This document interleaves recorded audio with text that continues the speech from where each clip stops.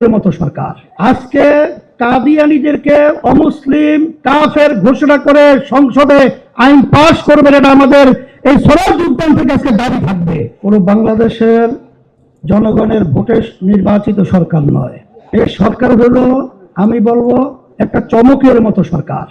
এই সরকারের কাছে আমরা উদাত্ত আহ্বান জানাবো যে যেহেতু একটা সুযোগ এসেছে, আপনারা একটা চমক দেখাবেন। আজকে কাদিয়ানীদেরকে অমুসলিম কাফের ঘোষণা করে সংসদে আইন পাশ করবেন, এটা আমাদের এই সরল যোগদান থেকে আজকে দাবি থাকবে।